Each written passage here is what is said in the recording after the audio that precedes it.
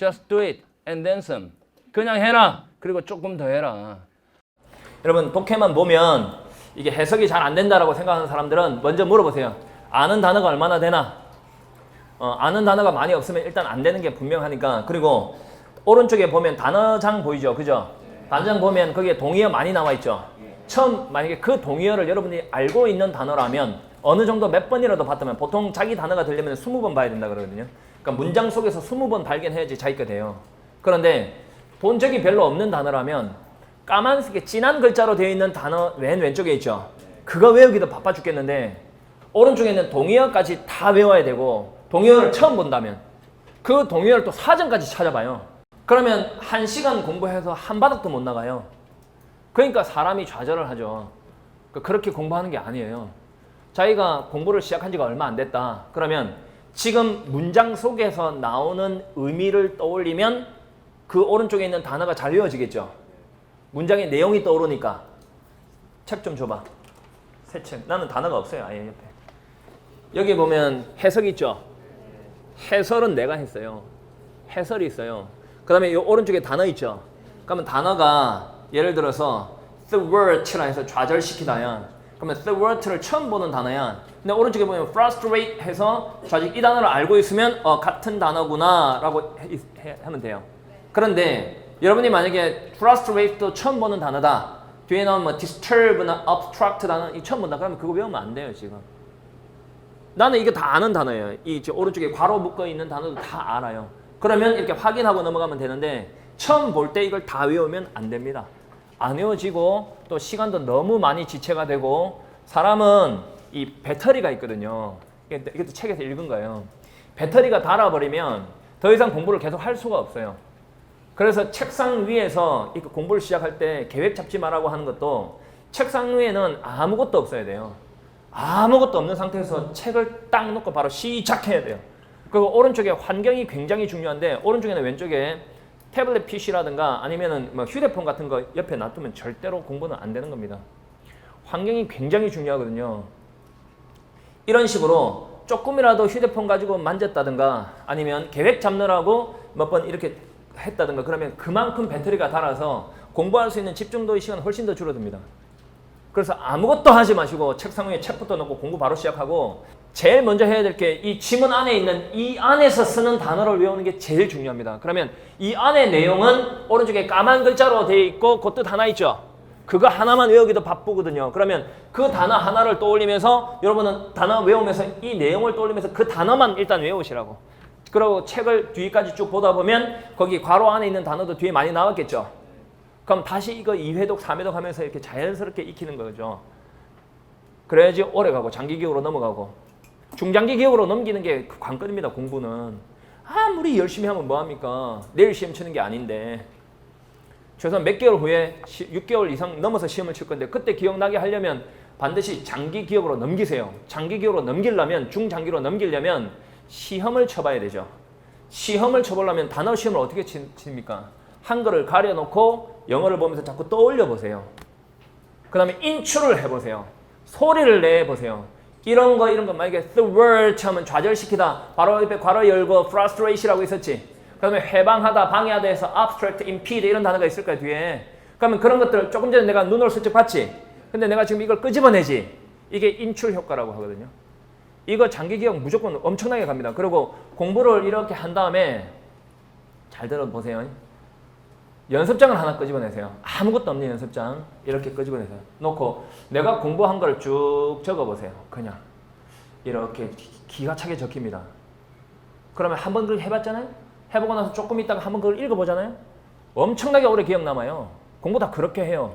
그리고 교차 효과라고 있습니다. 교차 효과가 뭔가 하면 하루 종일 12시간, 13시간, 16시간을 영어만 공부하면 절대로 안 되게 돼 있습니다. 영어 공부를 만약에 2시간을 했잖아요. 그럼 교차, 다른 과목을 또 해야 돼요. 다른 과목을 여러분 뭐 행정학을 하든가 행정법을 하든가 아니면 국사를 하든가 국어를 하든가 다른 과목을 공부를 1시간 이상 하라고요. 한 다음에 그 다음에 다시 영어를 하라고요. 단어를 외울 때도 단어를 만약에 20분, 30분 정해놓고 확 외웠잖아요. 계속 3시간, 4시간 외우면 미친 짓이죠. 그거는.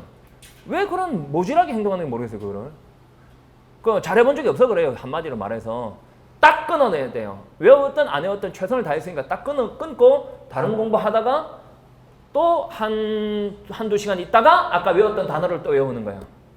그게 교차 효과라고 하는 겁니다.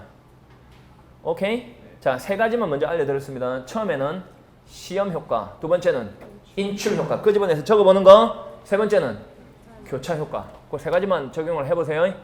미국에서 그 기억력 대회가 열린 적이 있어요. 지금도 열립니다. 세계 1등 그 기억하는 사람이 어떤 사람인가 하면 어느 정도인가 하면 여러분 원주율 있죠? 파이 그 외우는 거. 그거를 조그만 글자로 적어서 A4지 한 3장 막 그걸 처음부터 끝까지 다 외웁니다. 죽이 사람이야? 막 외웁니다. 그냥 줄줄줄 외워버려요. 그러고 어느 정도인가 하면 우리나라에 만약에 국사책을 하나 줬어요. 그 영어로 돼 있는 거 자기 나라 거 줬어요. 그게 1000페이지라고 1000페이지. 1000페이지인데 만약에 364페이지 셋째 줄 하면 쫙 나와요. 574페이지 여섯째 줄 하면 쭉 나와요. 그 기억력 1등 하는 사람들. 근데 그 실제입니다. 근데 그 기자가 MBC 기자가 가가지고 도대체 이렇게 기억을 해내는 이런 능력은 어디서 가져왔습니까? 타고나셨죠? 하니까 그 사람이 뭐라 했냐면 아닌데요. 저는 보통 사람과 기억력이 똑같습니다. 라는 재수없는 말을 했어요. 그럴 리가 있나요? 이런 기억력을 갖고 있는 사람이 아닙니다. 연습하고 전략이나 기법을 배우면 기자님도 충분히 할 수 있습니다. 라고 했습니다. 그 다음에 1년 후에 세계 기억력 1등이 누군지 아세요? 그 기자입니다. 놀랍지 않나요? 기억나죠? 그거 다 나왔잖아요. 그러면 공부를 잘하는 게 타고났다고요? 와, 그렇게 말하고 싶겠죠. 자기가 안 되니까. 저 사람은 타고났어. 저 사람은 원래 저래. 타고났지 뭐. 그래서 나는 노력해도 안 되는 거야. 이게 그냥 그렇게 하면 마음이 편해지죠. 그렇게 하지 마세요. 그거는 루저들이 하는 얘기잖아요. 여러분 시험 쳐서 합격할 사람들이 왜 루저처럼 행동하세요? 루저는 합격을 못합니다. 절대로. 위너가 돼야 됩니다. 위너들은 절대 그런 이야기를 하지 않습니다. 어떻게 합니까? 질문하고 따라합니다. 나도 할 수 있다고 생각하고 따라합니다. 그리고 결국 해냅니다.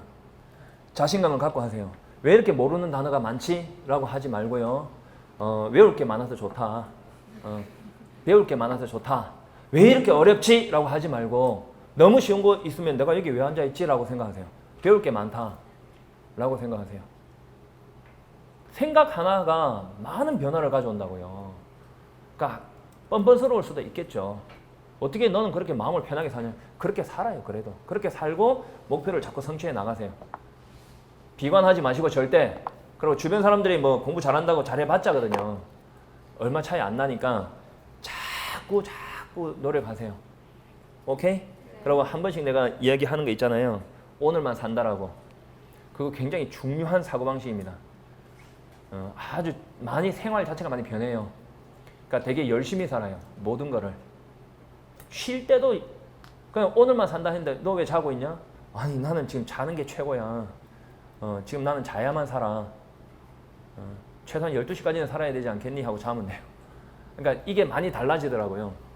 내 주제에 무슨 오늘만 산다 했겠어요? 책에 있어요. 그래서 항상 독서하고 운동은 항상 하세요. 오케이? 독서하고 운동하세요. 독서 안 하면 죽을 것 같아야 돼요. 여러분들 결혼해서 이제 애들 낳으면 애들이 막 집에서 떠들고 애들 보고 막 이래야 돼요. 그러면 책 볼 시간이 없어요. 나중에는 막 죽을 것 같아요. 그러면 차라리 회사를 엄청나게 일찍 가요. 한 5시쯤 나와요.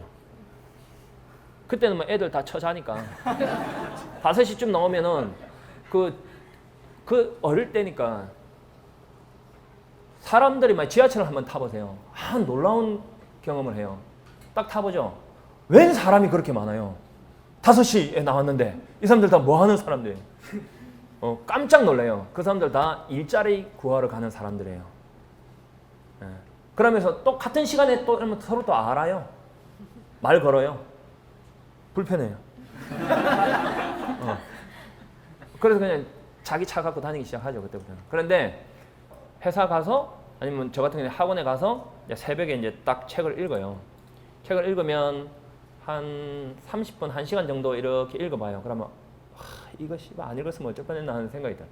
그러니까 아무것도 모르는 것들이 많이 이렇게 들어오니까. 그러고 나서 이제 막 힘들잖아요. 그러면 이제 이거 딱 덮어놓고 이제 강의 준비를 하거나 뭐 운동을 좀 하거나 아니면 좀 자거나 그렇게 해서 시간 확보를 해서 책을 읽어 나가거든요. 근데 여러분은 지금 수험생이기 때문에 그럴 시간이 없어요, 사실은. 지금 수험생이 무슨 독서입니까? 책을 보세요. 그리고 그 생각 먼저 바꾸고 제가 하는 대로 좀 따라와 주세요. 아시겠죠? 제가 그 다른 거는 별로 잘난 게 없는데 이거 누구하고 싸우면 꼭 이기거든요. 그러니까 시험도 싸우는 거예요. 자, 열심히 해봅시다. 자, 12번 갑니다.